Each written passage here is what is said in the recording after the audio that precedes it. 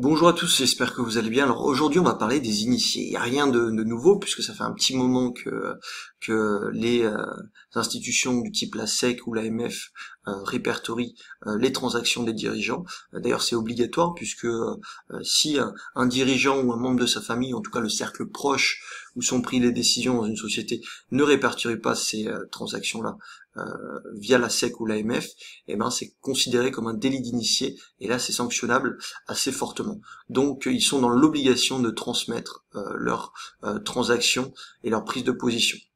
Alors on peut voir leurs ventes, on peut voir leurs achats, on peut voir aussi les options qui peuvent travailler sur le titre ou également recevoir des actions à titre gratuit. Enfin il y a énormément de possibilités, donc on va voir les différentes psychologies qui se cachent derrière.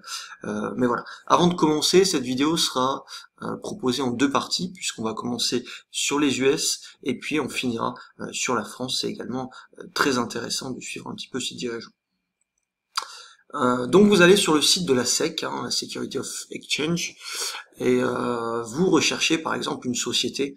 Donc tous les jours, c'est mis à jour avec toutes les transactions disponibles sur toutes les valeurs boursières cotées.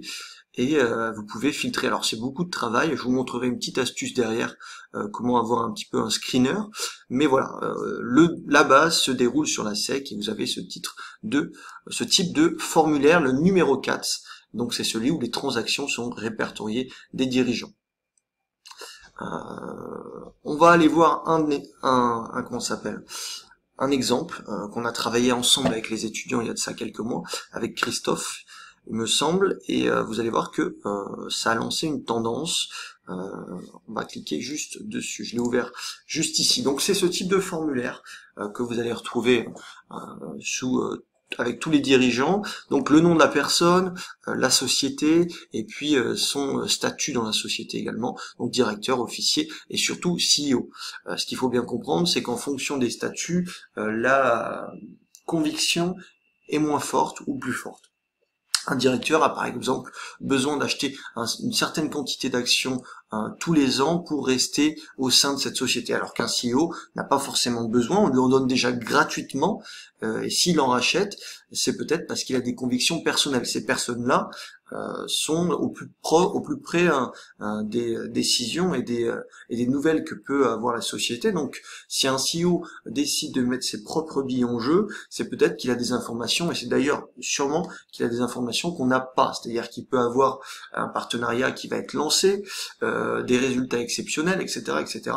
Donc cette personne va décider d'investir, de spéculer sur ces nouvelles avant de potentiellement les donner au grand public. C'est tout à fait légal si on les répertorie sur la SEC ou l'AMF en fonction du pays où vous êtes.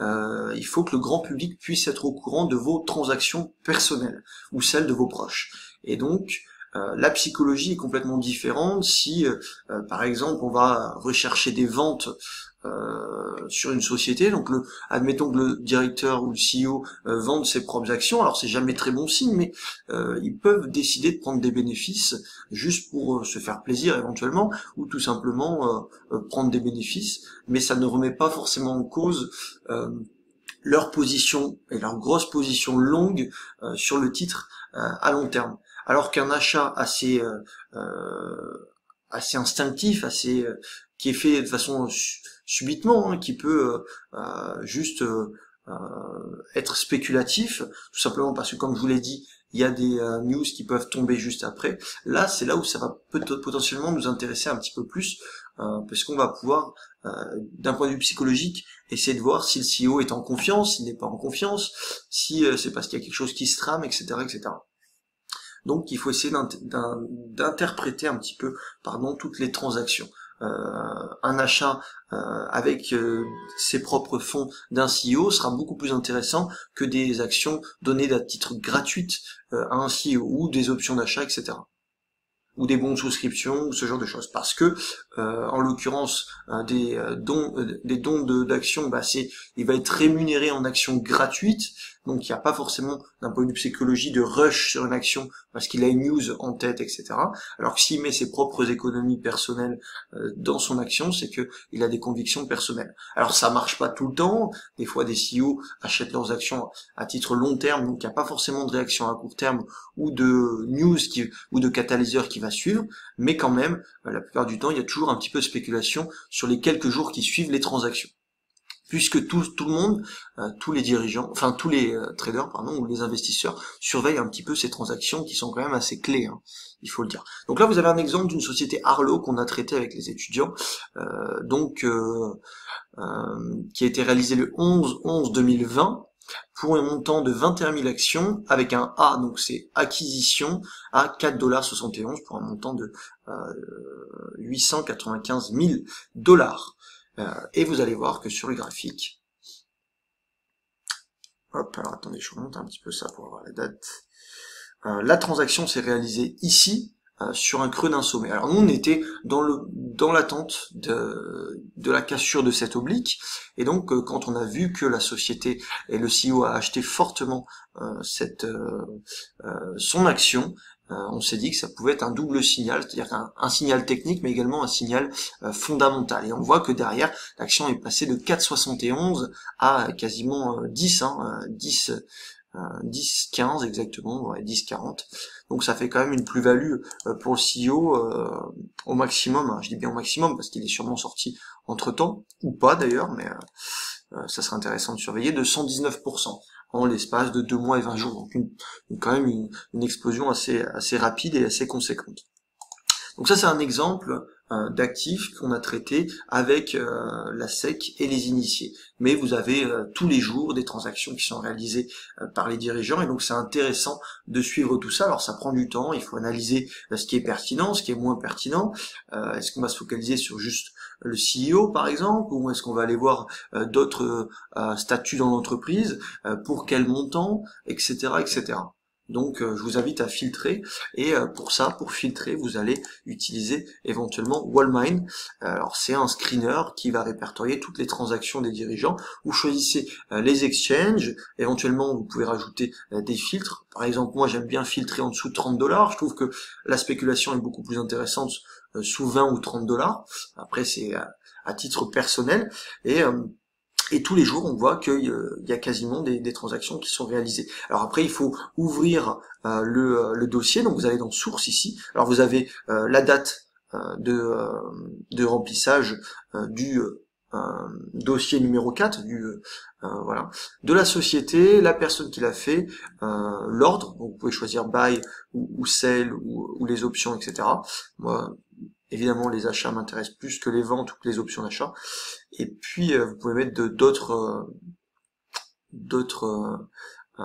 filtres pour pouvoir un petit peu avoir quand même moins d'actifs sous surveillance, parce que ça fait quand même beaucoup de titres.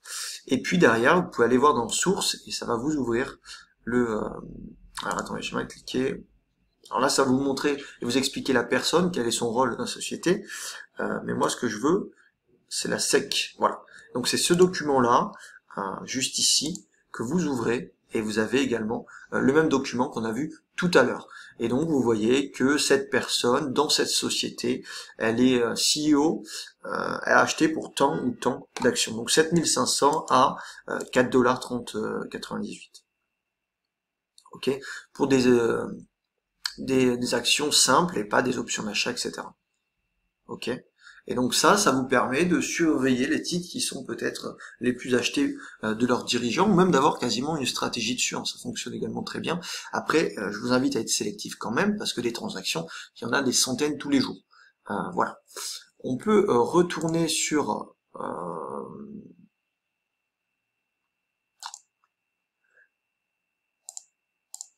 Wallmine, on peut aller voir un petit peu les ventes et les achats qui peuvent être réalisés sur les actions. Donc vous voyez qu'il y a des options d'achat, des ventes, etc., etc. Vous avez le montant juste ici, et donc vous pouvez décider de soit surveiller les ventes pour peut-être gérer mieux vos positions sur certaines actions, ou tout simplement rechercher uniquement les achats pour éventuellement chercher à rentrer en position et suivre le mouvement de capitaux des dirigeants. Alors, je rappelle que ça fonctionne pas tout le temps, il faut insérer et installer plusieurs filtres pour que ça soit plus pertinent, mais ça c'est à chacun de voir comment vous voulez un petit peu travailler cette façon de faire. Donc voilà, la vidéo est quasiment terminée. C'était pour vous montrer un petit peu comment les dirigeants sont obligés de répertorier leurs transactions et comment on peut les exploiter. Alors souvent entre la transaction et nous, la nouvelle, il se passe peut-être, c'est soit immédiat, soit il y a à peu près un jour de délai, mais voilà, vous allez voir, vous faites le test et vous allez voir qu'à chaque fois, il y a énormément de spéculation sur le titre dans les jours qui suivent, hein, puisque on se dit que c'est si le directeur ou le CEO achète massivement, c'est qu'il a des informations que n'ont pas la plupart des gens. Voilà. C'est quand même la personne la plus à même à savoir si sa société fonctionne bien, si elle est rentable, s'il y a des partenariats qui vont être mis en place, etc., etc. Et donc, on va jouer sur cette psychologie de la cupidité des dirigeants vont nous donner potentiellement des informations. Ça, c'est important à comprendre. Comment on interprète psychologiquement une option d'achat, une vente, un achat. Est-ce que c'est un dirigeant? Est-ce que c'est un directeur? Est-ce que c'est un CEO? Est-ce que c'est un propriétaire, un 10% propriétaire, etc., etc. Donc, je vous invite à faire cet exercice et de déterminer quelle psychologie vous intéresse le mieux et selon vous, lesquelles sont les plus pertinentes. J'espère que ça vous aura plu, beaucoup d'informations, et puis on se voit pour la prochaine vidéo sur, cette fois-ci, l'AMF pour les actions françaises, et vous allez voir que c'est le même système avec beaucoup moins d'opportunités, c'est clair, mais des jolis trades en perspective. Je vous souhaite une bonne semaine à tous, portez-vous bien et à très vite, salut.